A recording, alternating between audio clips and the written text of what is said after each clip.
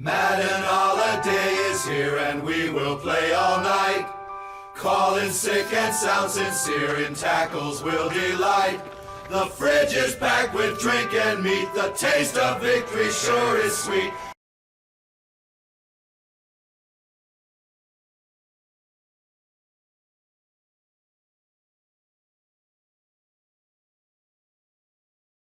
So, just purchasing this thing alone turned into a bit of an adventure. See, I pre-ordered the game on June 20th. I pre-ordered is it the deluxe bundle or the MVP bundle? You got to play the game 3 days early, basically. And it came bundled with this year's Madden. And I did it through Amazon because I had the remains of a significant gift card that took a big chunk out of the price.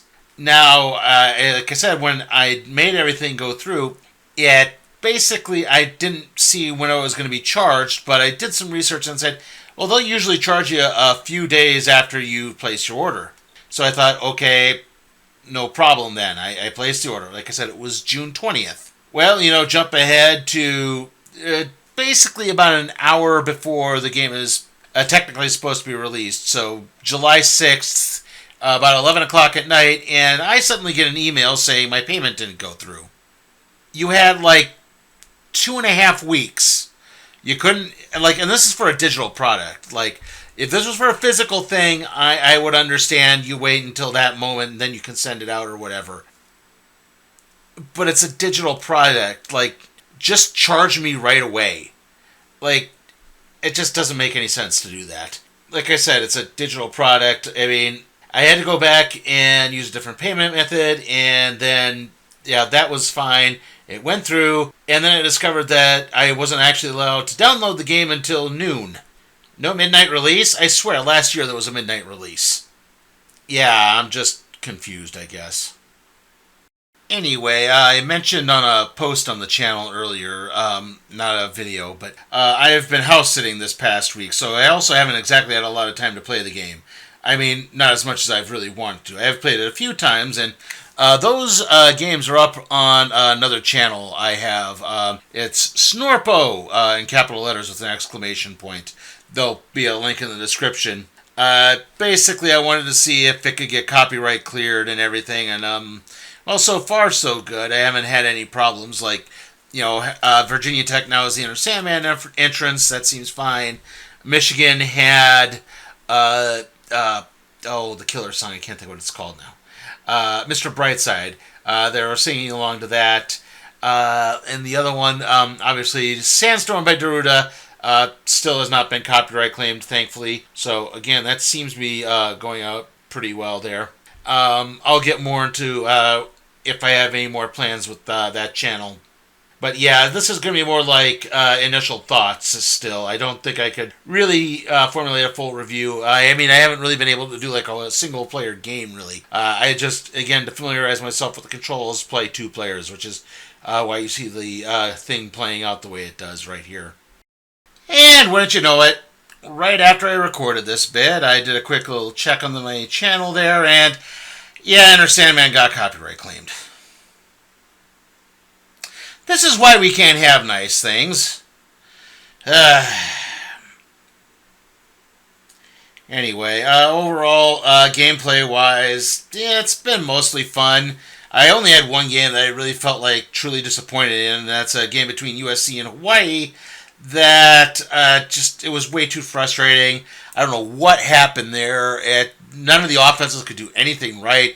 It was this I would drive down the field with one team, turnover, then drive down the field with the other team, turnover, and then finally USC pulled away in the last quarter, got 10 points. It was so bad that what I intended to be a triple header video instead became a quadruple header because I played a game between Michigan State and Oklahoma State to kind of fill that void in. So yeah, again, as to a lot of the gameplay mechanics and stuff, I'd say it's improved a little bit in the sense that I am not throwing as many interceptions as I was last year. There was the mysterious teleporting defensive backs. That hasn't really happened. Then again, I did kind of study up on how to have a better passing game. There's a channel here. It's Coach McKee, I think, or something. I'm sorry, I can't remember the exact one. But yeah, he had a good little passing game instruction thing. I kind of followed that around a little bit, and so I think I've gotten a little bit better through that. I don't know if it's necessarily the gameplay. I think running-wise, it's worked a little bit better. I know some people are saying the game runs a little slower, but to me, it actually runs a little faster. At least when I'm running like that. I think that's just working my way. I don't know, maybe that's a technology thing or something. I'm not entirely sure there. Anyway, after the break, we'll come back and we'll talk a little bit about how the prediction schedule is going to be playing out this year. There's going to be some changes, but it's not going to be too major.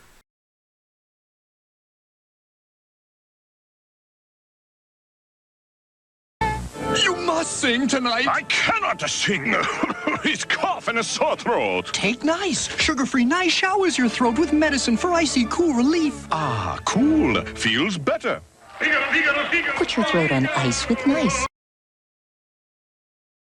We call it her banky. Lisa won't let it out of her sight.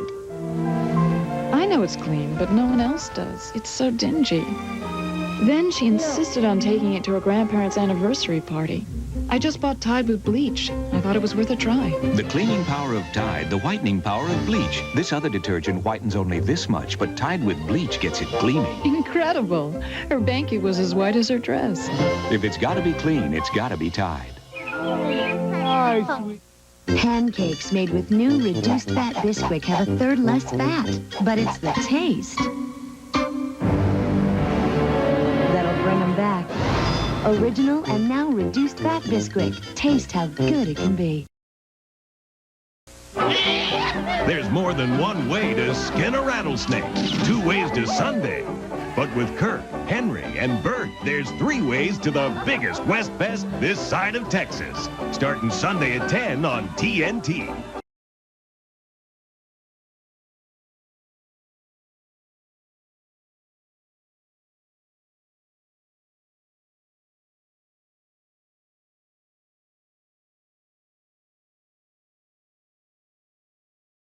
Okay, so again, this is where we are going to be talking over how the predictions are going to be playing out this year. First and foremost, there's going to be one big change, which is I am not going to be capturing footage for every game I'm predicting. It's just going to be kind of more universal stuff through this. I would like to do that, where I could just predict every game that's happening, or, well, you get the idea, the games I predict per week. But the tiny problem there is, time just got away from me so badly towards the end of last year.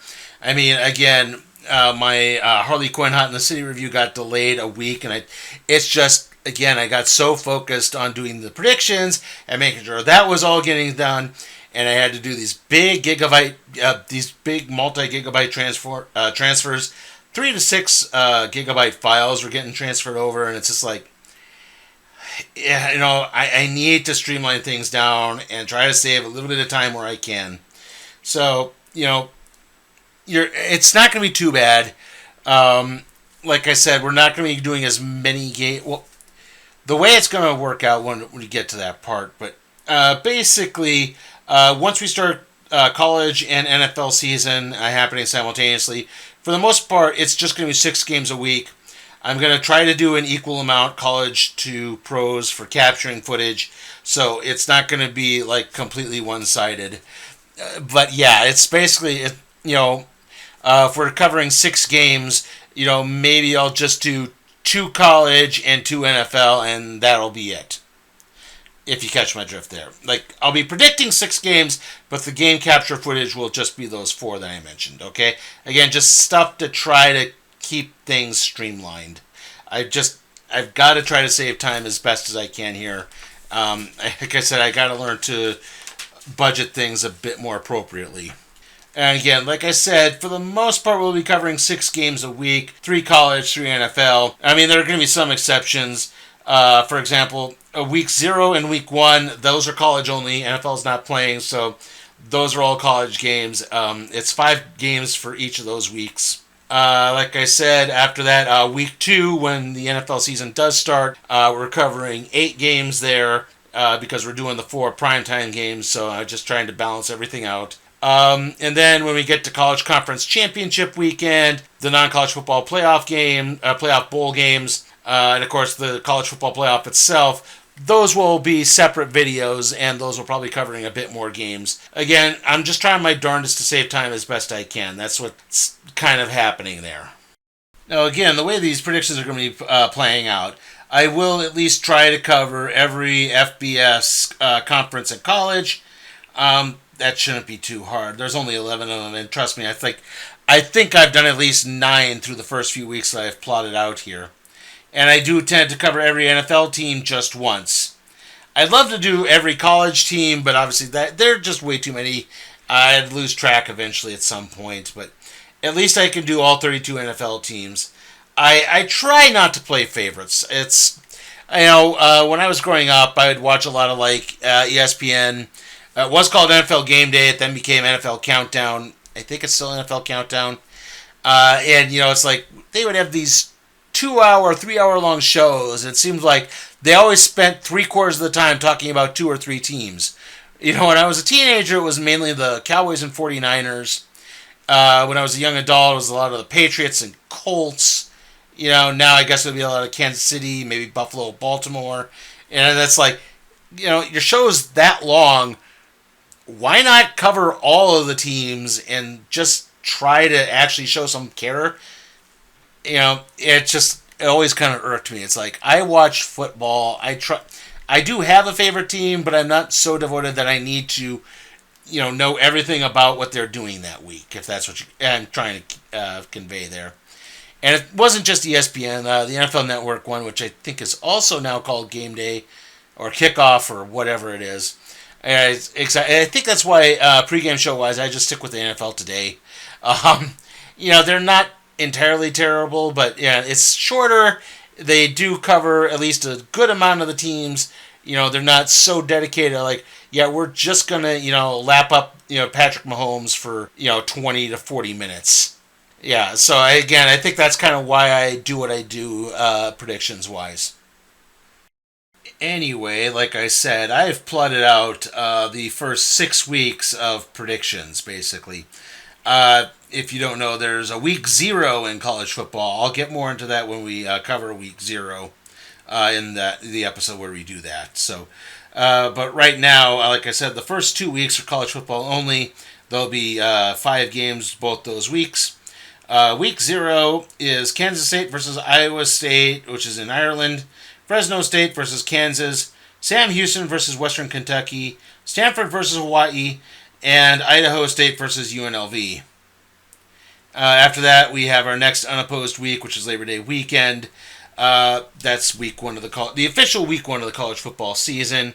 We'll be covering Ohio versus Rutgers, Auburn versus Baylor, Ohio State versus Texas, Notre Dame versus Miami of Florida, and Texas Christian versus North Carolina.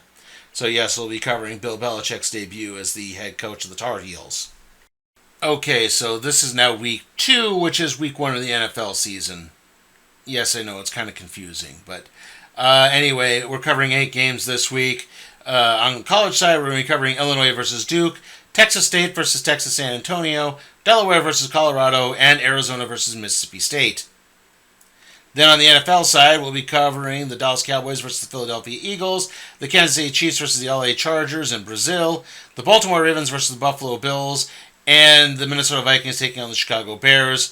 Obviously, those are all the primetime games for that week. Okay, so from this point on, it's 6 games per week.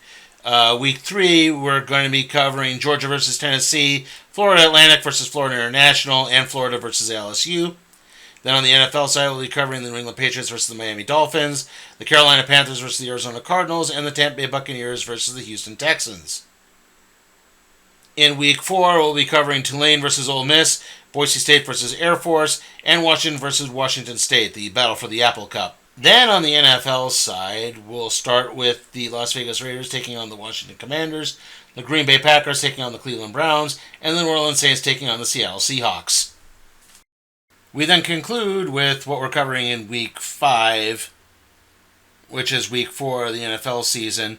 College-wise, we'll have Rice taking on Navy, Oregon taking on Penn State, and Louisville taking on Pitt. Then on the NFL side, we'll have the Indianapolis Colts taking on the Los Angeles Rams, the Jacksonville Jaguars versus the San Francisco 49ers, and the Cincinnati Bengals taking on the Denver Broncos. Okay, we'll wrap things up a little bit and explain what's going to be happening with the channel over the next few weeks.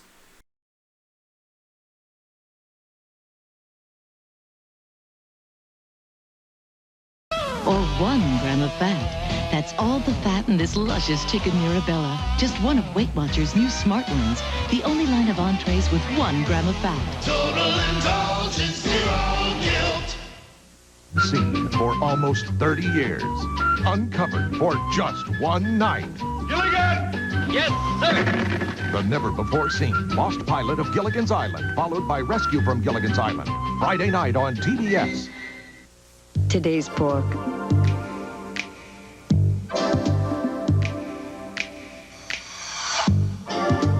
What's missing? 31% of the fat. Pork, the other white meats. You get lots of suggestions like this on how to help folks tell our Idaho potatoes from those others. Thanks, but we'll keep the seal on the bag.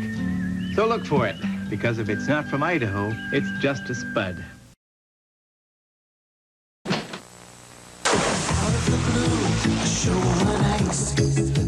Above, oh so nice. Long John Silver's making a splash. Fresh and hot, a wave of gold. Tender shrimp, so big and bold. Long John Silver's making a splash. Long John Silver's making a splash. Right now, our 6-piece butterfly shrimp is making a splash. Sunday night, are the Rams ready for a march through the land of the linebackers? The Rams and the Saints, Sunday night, 7 Eastern on TNT.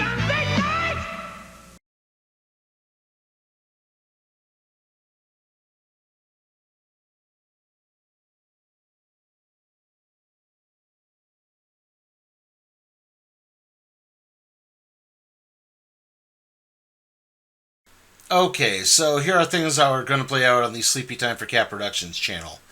Basically, I think the complete games and the Maction Zone, that's the wrestling stuff, the video game wrestling stuff I've been putting out, those are going to move over to the Snorpo channel. So if you are one of the people who are really interested in that, subscribe to that channel. Basically, I'd like to keep it on this one, but the views have just not been great. I did that Royal Rumble one way back in January, and that did a lot of views, and, well, they're relative to my channel.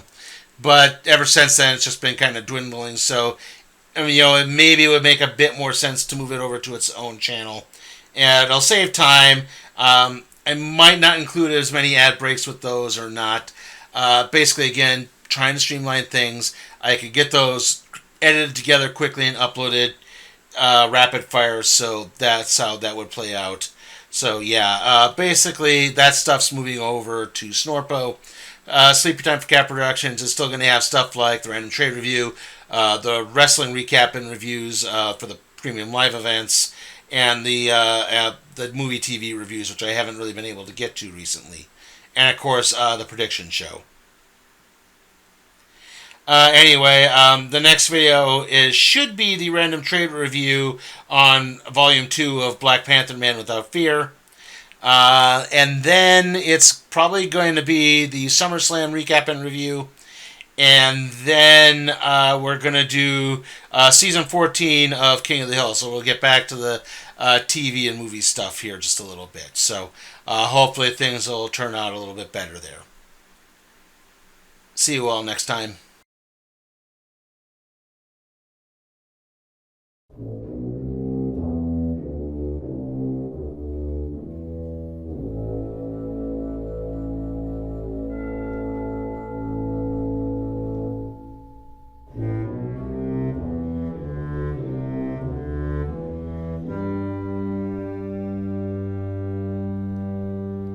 Hey guys, remember that you can support my work at patreon.com/sleepytimeforcatproductions, or just click the link in the description.